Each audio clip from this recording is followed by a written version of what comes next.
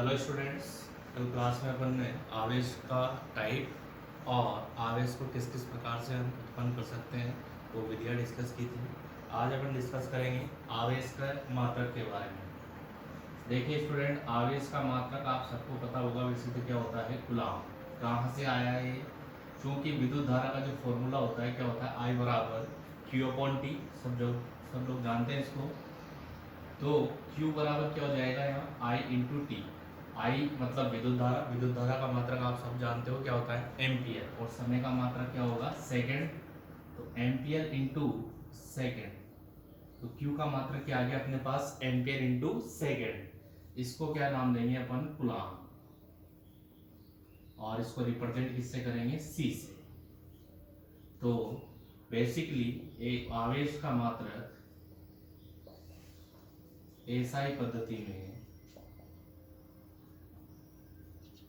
Coulomb, इसको सी से represent करेंगे, कूलाम होता है। ठीक है स्टूडेंट्स। एसआई पद्धति अपना एमकेएस पद्धति आप सब लोगों ने पढ़ रखा है 11th में। एमकेएस पद्धति का ही मॉडिफाई रूप है एसआई पद्धति, सिस्टम इंटरनेशनल। और चूंकि ये एमकेएस पद्धति में है तो यहाँ सीजीएस पद्धति में अगर मात्रक निकालना चाहें तो सीजीएस पद्धति में आवेश का मात्रक स्टेट कूलाम या ESU, इसकी फुल फॉर्म होती है इलेक्ट्रोस्टैटिक यूनिट। ठीक है स्टूडेंट्स, एसआई पद्धति में आवेश का मात्रक क्या होगा, स्टेट कूलाम या ESU, जिसकी फुल फॉर्म होगी इलेक्ट्रोस्टैटिक यूनिट। और एक कूलाम, देखिए कूलाम जो है किसमें है, एमकेएस पद्धति में। एमकेएस पद्धति में बड़ा मात्रक होगा तो एक कूलाम बराबर 3 × 10⁹ ESU या स्टेट कूलाम होंगे। एक कूलाम में कितने ESU या स्टेट कूलाम होंगे, 3 × 10⁹ ESU। ठीक है। देखिए स्टूडेंट्स, कूलाम क्या है, जैसे अपन जनरली सवालों में यूज करेंगे, कूलाम बहुत बड़ा मात्रक होगा। कूलाम बहुत बड़ा मात्रक होगा, इसलिए हम सवालों में इसके छोटे मात्रक यूज करेंगे। जैसे छोटे मात्रक कौन कौन से होंगे इसके, 1 मिलीकूलाम, 1 माइक्रोकूलाम, 1 नैनोकूलाम और 1 पिकोकूलाम। 1 मिलीकूलाम की वैल्यू क्या होगी, 1 × 10⁻³ कूलाम। 1 माइक्रोकूलाम की वैल्यू होगी 1 × 10⁻⁶ कूलाम। 1 नैनोकूलाम की वैल्यू होगी 1 × 10⁻⁹ कूलाम। और 1 पिकोकूलाम की वैल्यू होगी 1 × 10⁻12 कूलाम। ये छोटे मात्रक हम ज्यादातर सवालों में यूज करेंगे।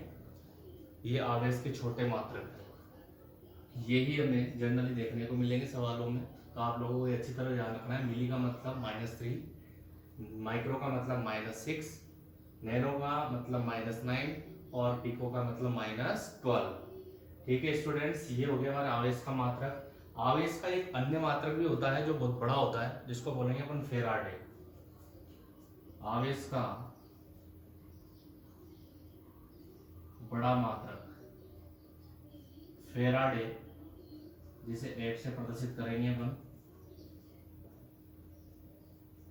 और 1 फेराडे बराबर होंगे 96,500 कूलाम। ठीक है स्टूडेंट, फेराडे बहुत बड़ा मात्रक होगा जो किसके बराबर होगा, 96,500 कूलाम।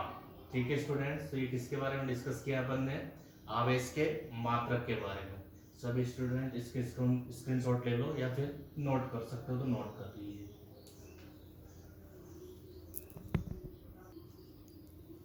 ओके स्टूडेंट्स, अब हम डिस्कस करेंगे आवेश की प्रॉपर्टी के बारे में। आवेशों के क्या क्या गुणधर्म होते हैं, 1 बाय 1 हम पढ़ेंगे।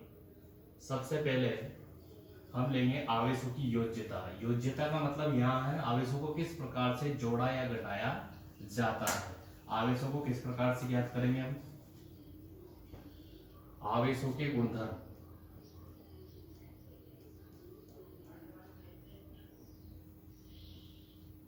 सबसे पहले ले रहा हूं मैं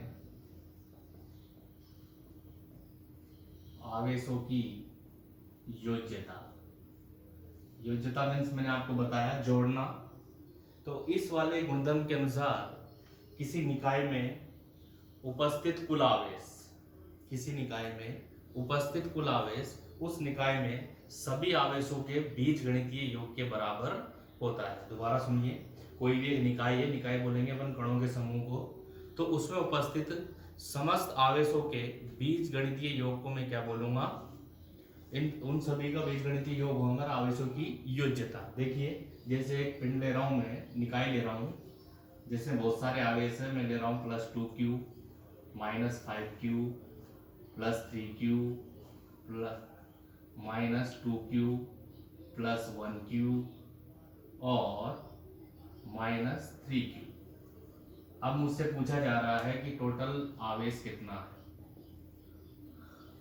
टोटल आवेश कितना है। तो अपन सिंपल बीजगणितीय योग करेंगे। पॉजिटिव देखिए कितना है, +2q +3q और कितना है +1q। माइनस का देखिए कितना है, -5q -2q और -3q।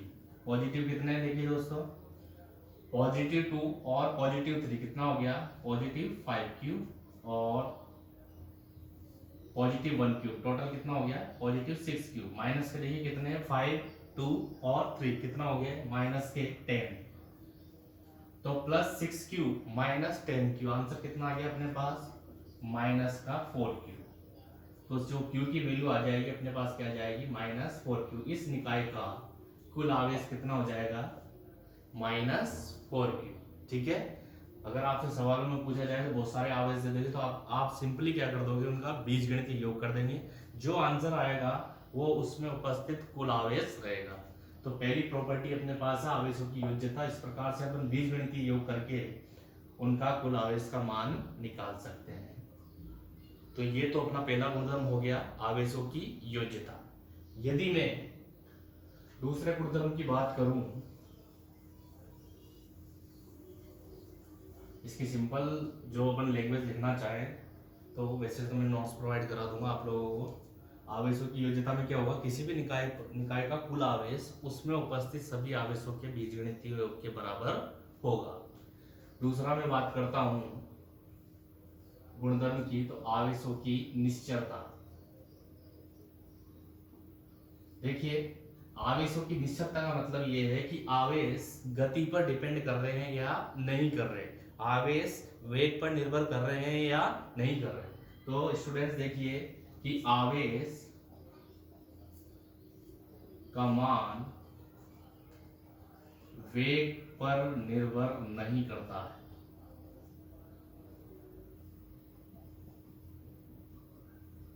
अर्थात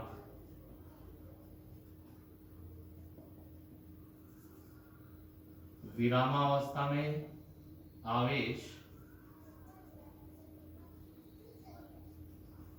बराबर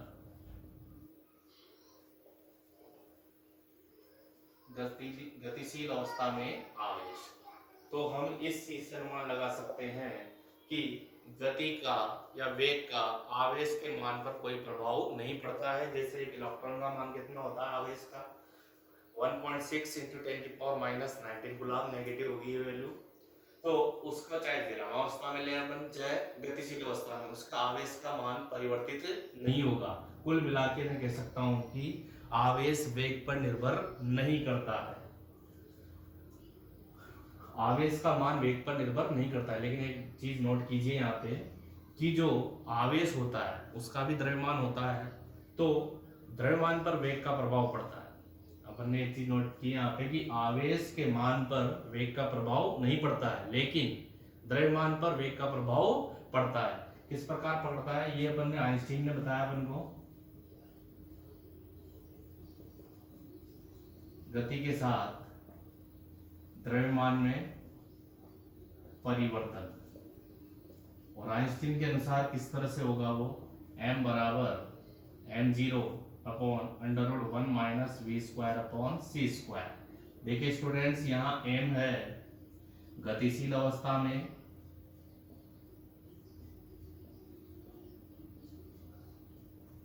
द्रव्यमान, m0 है विरामावस्था में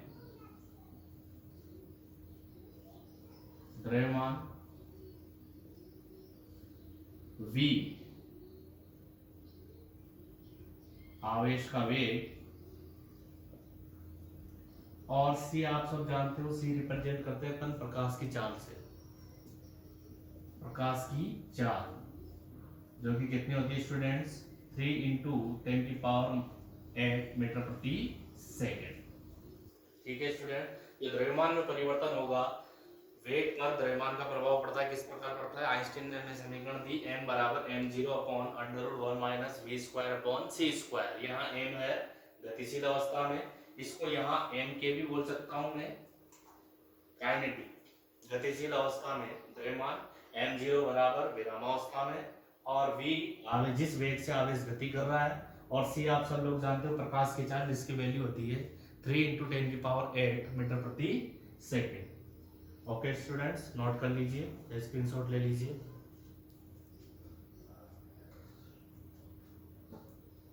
ओके स्टूडेंट्स, नोट कर लिया।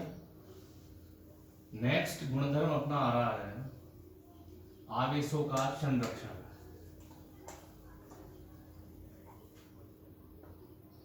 तीसरी प्रॉपर्टी आ रही है अपने पास आवेशों का संरक्षण। तो इस गुणधर्म के अनुसार किसी भी निकाय पर कुल आवेश सदैव नियत या संरक्षित रहता है। अर्थात मैं कह सकता हूं कि कोई भी एक निकाय है, उस पर जो आवेश का मान रहेगा वो सदैव क्या रहेगा, नियत रहेगा। देखिए आवेश, और वैसे भी संरक्षण का नियम अपन सब जानते हैं कि आवेश को न तो नष्ट किया जा सकता, न ही उत्पन्न किया जा सकता, बस एक रूप से या एक स्थान से दूसरे स्थान पर स्थानांतरित किया जा सकता है। ये क्या होगा, अपना आवेशों का संरक्षण नियम होगा। और इसका एग्जाम्पल हमने देखा आवेश के प्रकार में, हमने देखा एक कांच की छड़ को किससे रगड़ा था हमने, रेशम के कपड़े से। तो प्रारंभ में उनमें आकर्षण का गुण नहीं था, रगड़ने के बाद हमने देखा कि उनमें आकर्षण का गुण उत्पन्न हो जाता है। अर्थात हम कह सकते हैं कि उनमें इलेक्ट्रॉन का आदान प्रदान हुआ है। बेसिकली अपने पास आवेश क्या है, इलेक्ट्रॉन ही है, और कौन से इलेक्ट्रॉन है, मुक्त इलेक्ट्रॉन। तो हम कह सकते हैं कि आवेश जो प्रारंभ में आवेश रहता है वही अंतिम आवेश हमें मिलता है। प्रारंभ में जो दोनों चीजें थी, कांच की छड़ और रेशम का कपड़ा, प्रारंभ में दोनों उदासीन थी, और जब बाद में उन पर देखा अपन ने तो कुल आवेश क्या मिलेगा, हमेशा शून्य। तो देखिए आवेश संरक्षण के नियम के अनुसार आवेश को न तो नष्ट किया जा सकता है और न ही उत्पन्न किया जा सकता है। केवल एक स्थान से दूसरे स्थान पर स्थानांतरित किया जा सकता है। और दूसरी चीज कि किसी भी निकाय पर आवेश सदैव क्या रहेगा, नियत रहेगा। इसके एग्जाम्पल की बात करें, पहला एग्जाम्पल मैंने आपको दे दिया जो आवेश के प्रकार में पढ़ा था अपन ने, कांच की छड़ और रेशम के कण को, अगर रेशम के कपड़े को अगर रगड़ते हैं तो प्रारंभ में भी उनका आवेश शून्य था और अंत में उनको मिलाने पर भी आवेश क्या रहेगा, शून्य। अर्थात जो प्रारंभ में आवेश था वही हमें क्या मिला लास्ट में। दूसरा एग्जाम्पल ले लीजिए आप, एक तो इलेक्ट्रॉन ले लीजिए, एक पॉजिट्रॉन ले लीजिए। इसको बोलेंगे इलेक्ट्रॉन और इसको लेंगे पॉजिट्रॉन।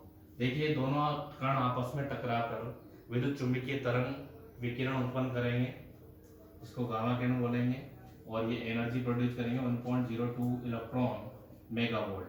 तो यदि इन दोनों पर आवेश क्या है, स्टार्टिंग में मिलाया जाए तो आवेश क्या है, शून्य, और लास्ट में भी आवेश क्या है अपने पास, शून्य। इस प्रकार हम प्रूव कर सकते हैं कि जो प्रारंभ में आवेश था वही हमें अंत में मिला। दूसरा एग्जांपल ले सकते हैं अपन यूरेनियम का।